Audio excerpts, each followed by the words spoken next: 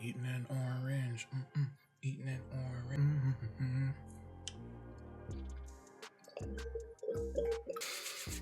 Woo! Hello, beautiful person. Welcome back to the channel. My name is Chu, and today we're going to be going over how you can use signal flow, audio buses, and audio sends to make your beats sound way better. Most important of all, I want you to come away from this video feeling like you can make beats like a professional audio engineer or producer. All drum sounds used in this tutorial can be found for free in my 14 drum kit, first link in the description below. Please drop a like on this video as it greatly helps my channel against the YouTube algorithm. And as you do, I wish you a wonderful learning experience. God bless you and enjoy. So the first thing I'm gonna do really quick is just like make a beat. This is not gonna be like my best beat ever, trust me, because it's more just to demonstrate the signal flow. I'm literally just gonna come to this Candy Keys pack I made with Larry O a couple years ago and just grab a melody I like. And then we can start with that. I'll open up some flex on there.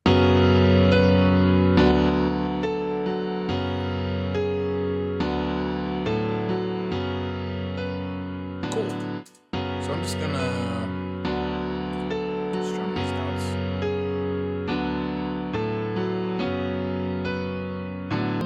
Cool. So then let's lay down like a pad behind that. We can get the amylase pad from Citrus. Water is wet. She was using the amylase pad. The Pope is Catholic. Raise that an octave so we can feel more frequency.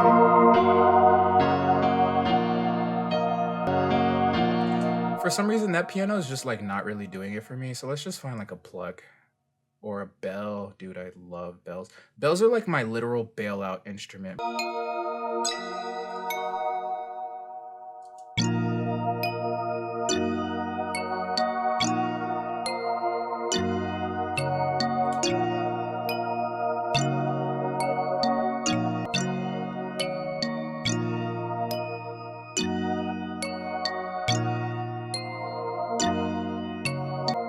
Okay, cool. Let's just add like one more thing. A flute is usually a good lead instrument for me, so I'll just be basic and do a flute.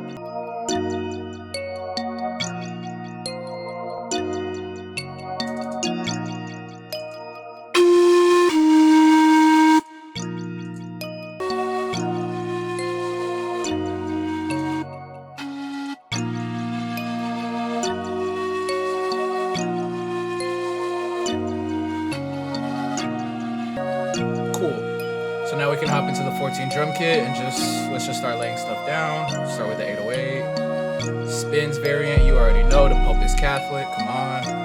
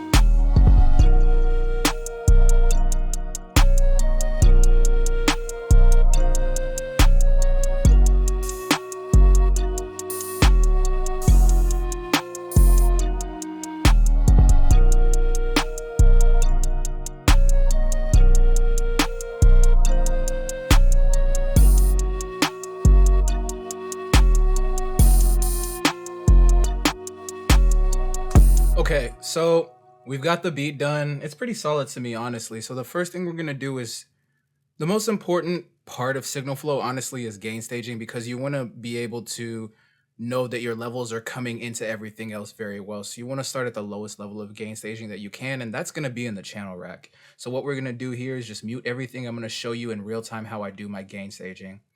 So the first thing is going to be the kick, actually, because that's going to end up being the loudest thing in your beat.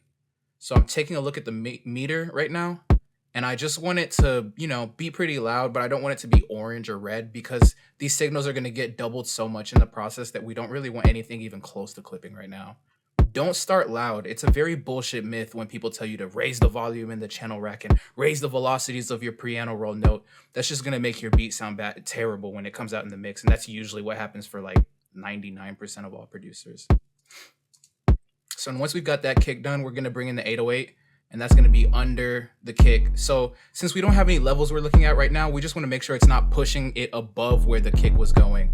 Keep in mind that with the 808 and kick hitting at the same time, it's going to make that signal louder because the Haas effect is making them hit at the same time, and that's the signal that the FL Studio is reading in the meter. So basically, you just want it to not... It can be a little bit orange in this case, but really you want to resist, you know, any clipping, really. Just try your best. Try your best, honestly. So then we'll bring in the snares. This is kind of like a more of a layered snare for me. So then we'll bring my main snare in. These are lower. Snares are lower than the kick, but they're the next loudest thing. The biggest things you want to be heard in your beat is kick, 808, snare, and then lead melody, whatever that is. Or if you were mixing like an actual song, it would be the lead vocal.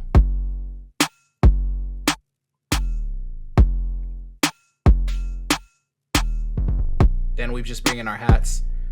And if we had any perks, those would also come in with the hats and stuff because those are mixed lower than the snares. And you're just gain staging it, seeing how it sounds. It's all from the ear at this point. That's good. And then we just bring in our melodies, music box first. Just keep an eye on everything, make sure it's not clipping.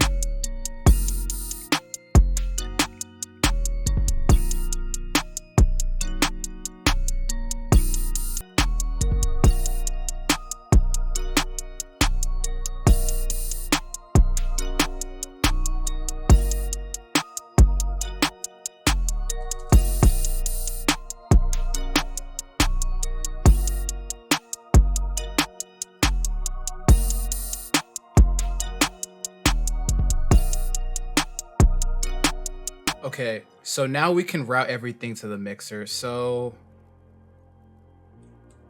that's pretty easy to do. We're gonna grab all our melodies first. So we're gonna grab this pad and flute first. We're gonna come into the mixer. So let's start with that first track. Control Shift L. Gonna route from that track all instruments. Since these are both music boxes, just one octave apart, we can put them in the same track. Control L, boom, route to one track only. And then that's all our melodies. Then we can come here. We can select all of those. And we can Control Shift L, route to those tracks from that spot. Boom. So now we're gonna make our buses. So we're gonna start with just the main melody bus and the main drum bus. So we'll come here and we'll rename track 6 melody bus. Then we'll come here to track 21 and we'll rename this drum bus. Boom. Now, when you want to take a bunch of instrument tracks and send them to the bus, and then what a bus ends up being is basically, it's like a master track, but it's like a sub master track. And then that track goes into the master. So you're basically unrouting the instruments from the master. And I'm going to show you how to do this in a second. Routing it into the melody bus or the drum bus, which would be the sub master. And then that allows you to control all the effects for, say, the melodies or the drums. And then you take that bus and you route that to the master. And that just gives you more control overall in your beats, and it allows you to have ubiquitous effects on your instruments, which is the way you get super clean, super punchy, super tight mixes. So the way you do that is you can do it one of two ways, and I'll show you both ways. The first way is you just literally is like the literalness of it is you unroute it from the master, clicking that green arrow right there, and then you come to the melody bus and you just click this arrow again, boom, and you'll see the wire connected and it'll be routed. And the way you'll know for sure if it's routed is if we mute everything, except the melody bus and, you know, whatever instruments are routed to it. If you're playing the thing, it should play, but if you turn off the bus, it should stop playing. Now, if it was doing something like this, after you turned off the bus, that would mean that you didn't, route it properly. It's still sending a copy to the master, which you don't want, which means it's not bust, it's a send, which we'll talk about in a little bit. So that's how you do that. There's a little bit of a more like shortcut way to do it if you want to. So we'll do that with the music box, right?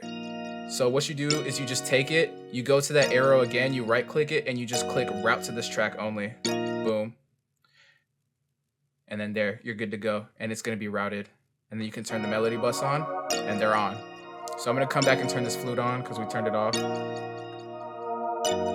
then we'll do the same thing with the flute, route to this track only.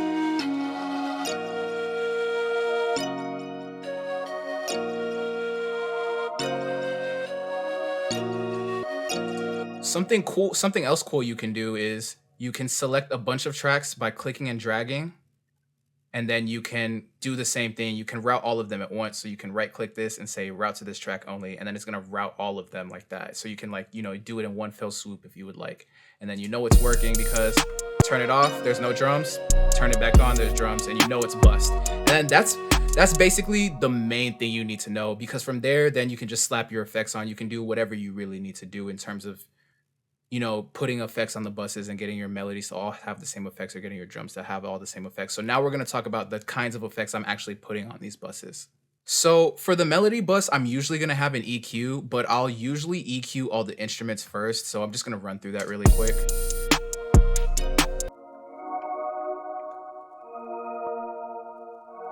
So let's do high pass at an order of 6. I'm this is just basic EQ here, looking to clean stuff up.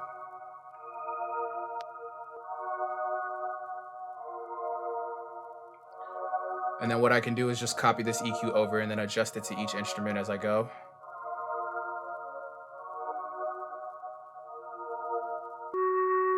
So let's see what kind of EQ the pad needs.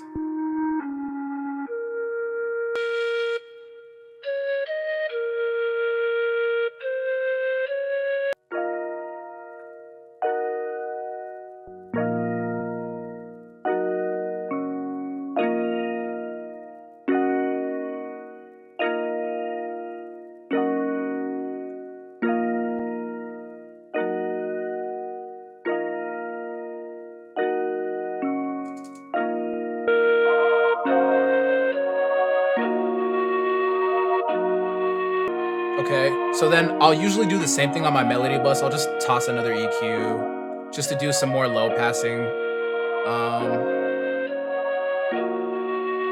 Because it never really hurts. I just want to make sure all my melodies have like a pretty ubiquitous EQ.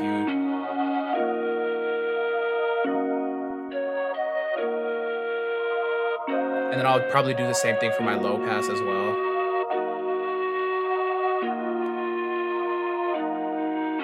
Boom. Another effect I really like to put on my entire melody bus is some chorus. So I'll usually go with 2 different presets straight from the Fruity Chorus. I love the fat clean preset. It just gives my melodies a lot of like width, and I really like that, but not in like a corny way. I'll add another preset. This preset is called Low Enhance, and it just allows my melodies to have a little bit of that low end character back that the EQ kind of stole from it without distorting the mix. And then something that I do on all of my instrument tracks is I always bring down this first EQ knob on the main console EQ, and it'll do a 90 hertz cut on everything. And that's just always helpful for like, EQing out all the like processed effects and stuff. The only instrument tracks that I end up not doing that on are 808s, kicks, and sub basses, stuff like that. So I'll come here and do that to these instruments as well, even though they are already EQ'd. It's just force of habit.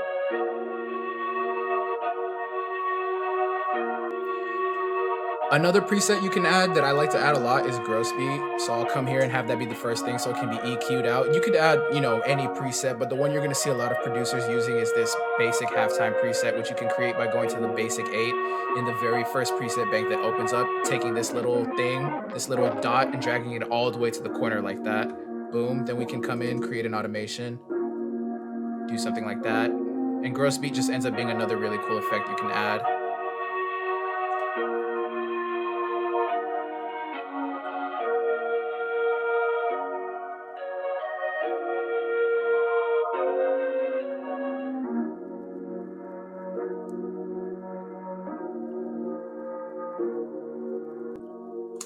So you could add anything, right? The main point is that it gives you ubiquitous control over your effects, and that's what's really, really powerful.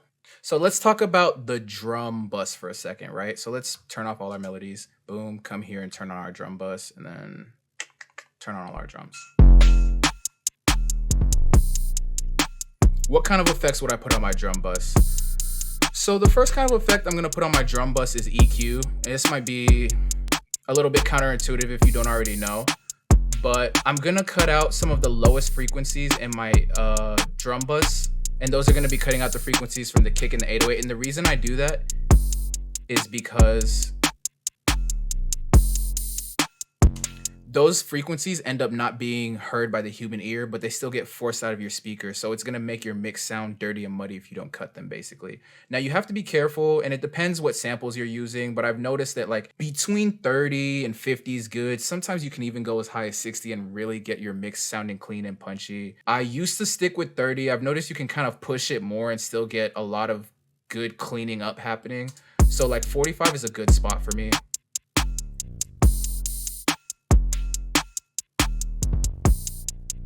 And then I'll do the same thing on the low pass, just cutting out anything above, say, 17.5, just keeping things super clean, because those are frequencies that it's not needed, and so trying to force that through your speaker just ends up fucking up like your mix overall,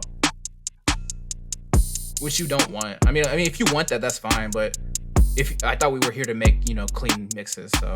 I know some people like digital distortion, but I think that's like fucking disgusting unless you actually planned it in the mixing, on the mastering phase of things. So don't be a DJ, basically. Please mix your stuff correctly. So we can also take this. I usually apply this kind of EQ to my kicks and 808s solo also, and it just helps things sound even punchier. So you're like EQing before the 808 even hits the bus. I'll do the same thing for my kick.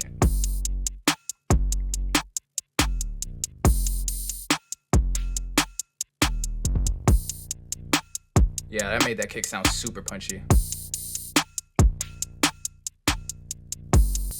Another effect I really like to add is compression. So we could come to say fruity compressor. It could be anything, right? And I usually just use presets, bro. Like this blower preset, crazy.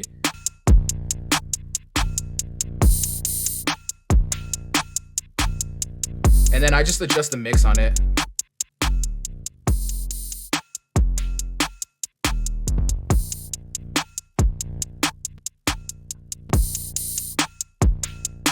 Pro tip, I like to EQ before I compress because I want to let the compressor do as little work as possible. So if I can remove effects, if I can remove frequencies that aren't needed, the compressor has to do so much less work and it can sound so much cleaner. So that's a pro tip. Always EQ before compression. Not always, but like that's a thought process you can use basically. There's exceptions for sure.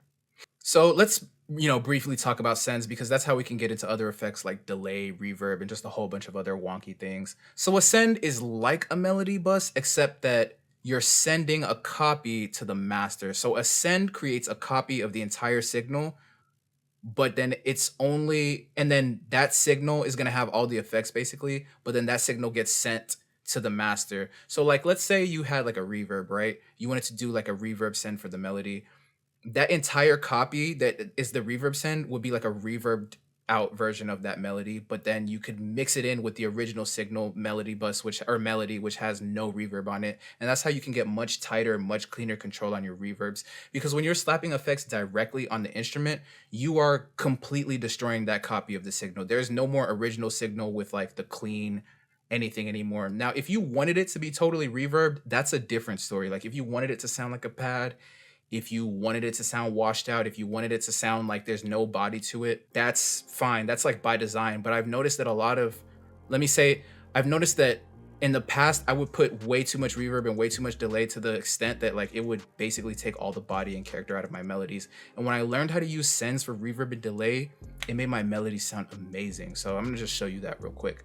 So the way we do that is just the same thing you're doing when you're making a bus, right? You come to whatever you want to make a send of. So we want to make a reverb and delay send for the melody bus, right? You come to whatever track you want to do. So let's just rename this reverb send.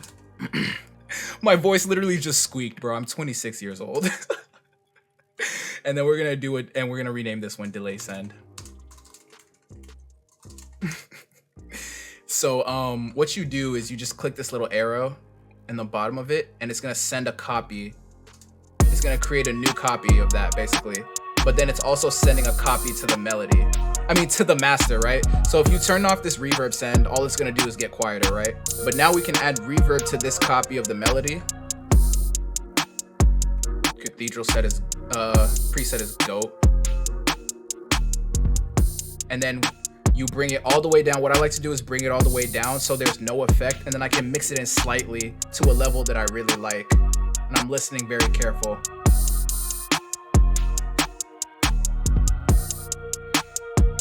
I like that.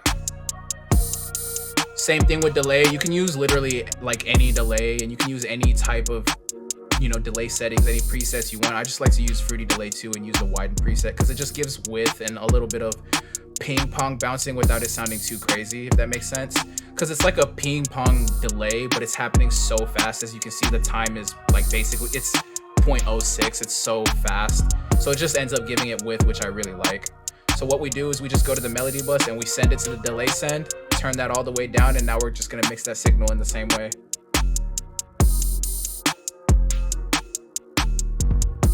Beautiful, beautiful. Add some stereo width to those. Another really cool thing you can do, and that's why sends are so cool, is that you can then begin to apply effects to the, you know, the effects that are on the send. So you could put distortion on your reverb, you could parallel compress it. Something I like to do is really simple, it's just EQ so it sounds cleaner. So we can bring in some EQs, and let's just, I don't really want too much low end from the reverb, but I do want some brightness, so I'm gonna leave some space for that. And then we can just copy that same thing for the delay, because that's basically what I want for that as well. Boom, maybe a little bit. There we go. Clean.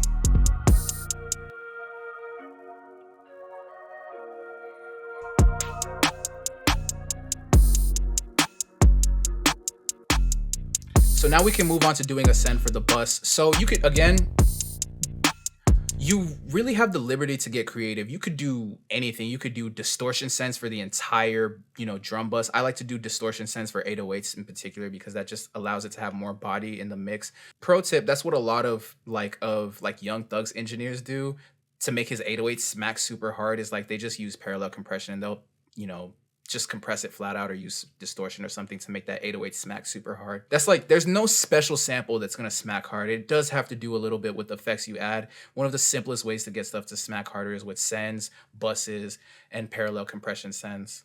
So I'm just gonna show you an example of a send I would do for a drum bus. I like to add reverb to my drums, so I'll do a send here, and then I'll rename this drum verb send, right? Or, right. And then a lot of reverbs, most reverbs are going to have a room setting. Like I know Valhalla has one, Fruity Reverb 2 has one. So you just go find your room reverb setting, or you can figure out a room reverb setting that works really well for you. Again, most things just have built-in settings because drum room reverb is such a common thing that producers and engineers put on their drums and stuff like that. So now you can hear that, right? And that's really good. That's great, but that's not great, right? Because it's too much. So that's where mixing it in comes in. So you have to bring that signal down and then mix it in ever so slightly. That's still too much. So let's do something else first. Let's reset that, and then we're gonna parallel process it first. So first we're gonna mix it in like this until we get that right amount. I like that. Now we're gonna bring this in and bring it down and mix it in again.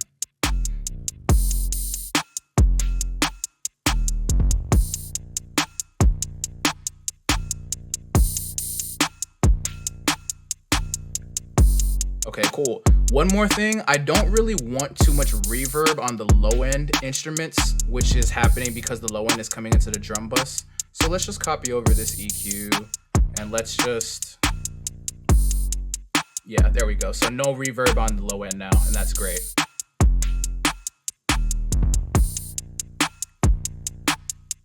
So I don't have any time to show you guys the parallel compression distortion send for the 808, but I will be covering that. Either I have already covered that in the full guide to 808s, or I will be covering it because I already recorded it and it's like edited and it's it's loaded up in YouTube basically. I just have to drop it. So you're either watching this and you've already seen that, or it's going to be coming soon. So definitely go check that out or be on the lookout for it. But there's a couple of things I want to tell you that you can do to the master to just make everything sound super, super clean and just that much punchier once you've like kind of got your signal flow down pat. So the first one is I want to show you this like weird EQ tip that I learned from my mentor. So I'm going to use ProQ to do this just because I'm able to see EQ better in ProQ. So again, we're going to do, let's bring all this in. So again, we're going to do the basic, you know, low cut, high cut.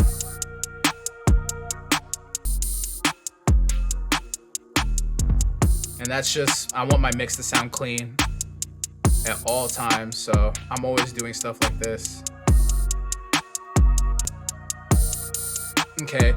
So the thing that I learned from my mentor is that if you want like your beats to sound better to rappers who are listening to them, there's a couple of spots you can actually EQ your beat in the master to where the perception is gonna be that it sounds better because you're making it louder in the frequency areas where humans like it the most, almost, if that makes sense. But it is going to make your mix technically worse. So use this strategically. So I'm gonna show you this. Do a little boost, a 6 dB boost at about 500. For trap beats and R&B, this works best. And then do another boost, a slightly more narrow boost at about 2000, like 2000. Right, okay, so let's try a bypass test really quickly. That's no EQ. There's a little bit more bigness, there's a little bit more loudness in those key spots, and that's kind of the point of that EQ. Another really cool thing I like to do is just soft clipping. So a really good pro tip is that if you are mixing correctly, you are going to need a soft clipper because your mix is going to be so quiet. It's going to be clean as fuck, but it's going to be, as a result of it being very clean, it's going to be so quiet that it's not going to be loud on big speakers. A limiter or a clipper is going to help with that, and usually you can just use the presets. So you could use Fruity Soft Clipper, you could use Fruity Limiter. I'm not going to use that because I'm just going to show you what I always use. This is one of the best VSTs I've ever bought. I think it was like 70 bucks or something, man. Save up, ask your parents for money for Christmas, like work an odd job or something, like get a fucking Target gift card, like something, because this VST is actually fire. So I don't even know. I just use a preset. So it's the soft clip preset, man. That's it. This beat did not sound like this when we started, man. This actually sounds good. Like when we started, I was not happy, but I'm very pleased with this beat now.